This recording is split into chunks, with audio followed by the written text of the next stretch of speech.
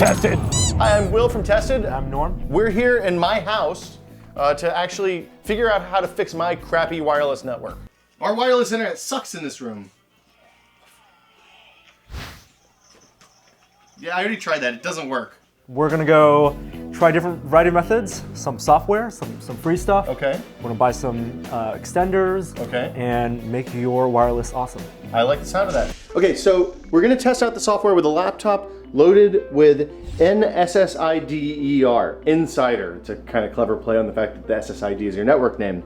What it does is it scans all the available Wi-Fi access points in your area, gives you relative signal strength, a kind of overall metric of performance of overall signal strength, and it actually shows you which channels the different Wi-Fi access points you're using, so you can tell where your sweet spot is when you're selecting channels. All right, I'm here in the dead room. This is the furthest room away from where the hotspot is, and you know what? Signal strength is pretty low. I'm getting about half the amount of signal to noise ratio as I was in the living room. So Will's gonna go make some adjustments to the router, and we'll see how much we can boost the signal.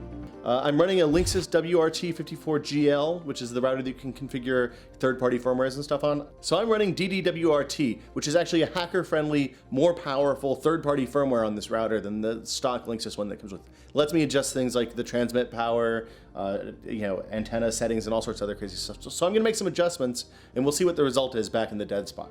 The first thing we're gonna do is change the network to G only, which will mean that your B clients won't be able to connect, but hardly anything's B anymore. And I'm going to change the channel from 6, which is really heavily populated, down to 3, which hardly had anybody using it. So we're going to do that. And we're also going to change the sensitivity range, which has to do with the maximum time that the router expects a return message based on the maximum distance you'll be using the device, your devices from the router, from 2,000 meters, which is much, much further than we'll ever be able to use with this router, to 200 meters. So that gives that basically means that it's going to wait for an acknowledgement signal the length of time it would take the radio signal to travel 100 meters away and then come back 100 meters rather than 2,000 meters away and then back 2,000 meters. So now we're on the advanced pane. There are a few things I changed here as well.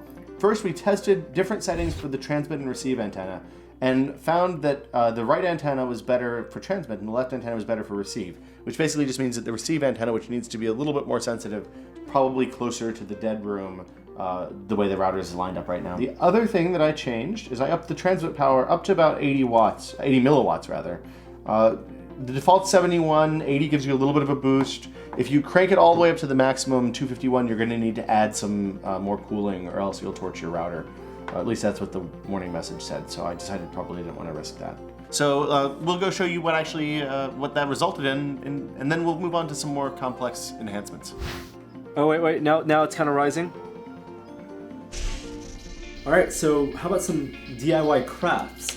What we're gonna do now is build some parabolic directional antenna boosters, and what they'll do is they'll focus all of the antenna strength in one direction, in our case from the garage to our room, and you lose the ability to go bidirectional, so anything behind the antenna, no signal, but since it's in the garage, we're gonna be okay.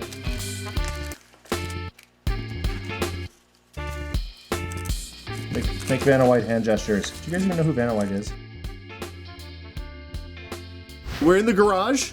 I have 2 antennas here. So right now Will is pointing the boosters away from where the laptop is, and if it works, then we'll actually see signal drop here because it'll be blocked off from this section and go more toward the house.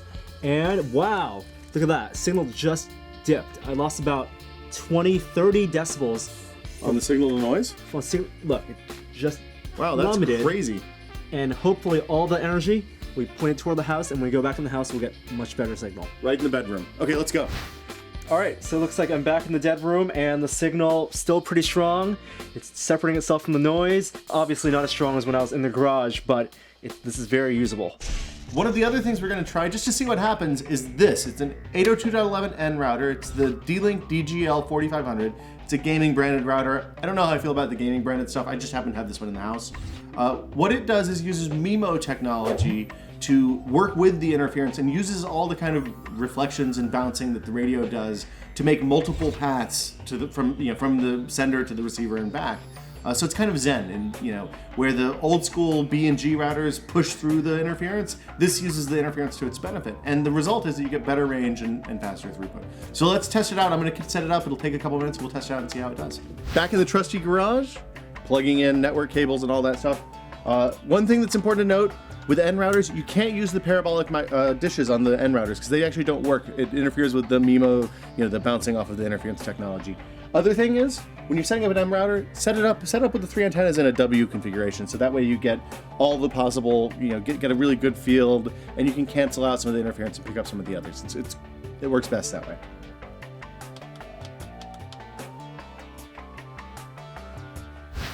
Okay, so we're back in the dead room. The N router is somewhere in between the parabolic antennas and the other stuff. So we'll go and do a little bit of tweaking, see if we can get this a little bit better, and be right back. I changed some settings. Things are better. How so? I changed the ACK, and changing the TCP/IP fragmentation and changing it to channel 8, which was an open channel, even though there's some overlap, seemed to help a lot. Okay, so next thing that we're going to do, all in all, we ended up with pretty good signal strength. The parabolic antennas worked really well. The 802.11n router actually brought internet here. If your house is still too big for all that stuff to work, the last thing you can do is actually add another wireless router or an access point, or a router configured to work as an access point, which we just posted a how-to to show you how to do last week, in or near the dead spot. And what you have to do is run Ethernet from your router, your original router, all the way into that other room. Or there's an alternative. If you don't have a router or you don't have Ethernet in your house, you can use power line adapters.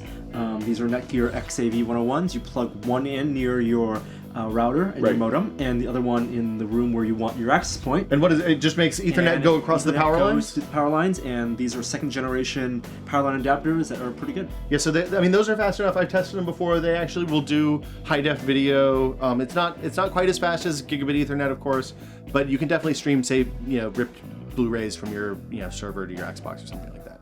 So then we plug the router into there, and you get an instant Wi-Fi access point, assuming you have the routers set up the right way. And there's a couple of tricks to that. We'll put a link to that actually in the post underneath the video. So let's do that. It's gonna take me a little while to get the router set up. I can go for a churro, Norm. What do you? I can go for a churro too. Let's go get a churro. Fantastic idea. I'm gonna go get some churros. Okay. So we'll be back in a minute.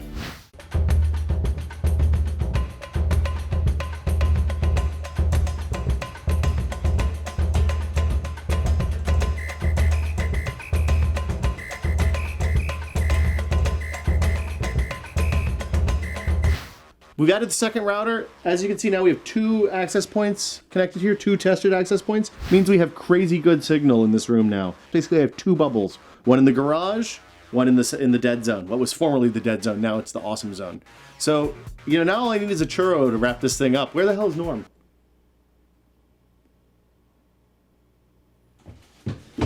Churros! Yes. That's a big churro.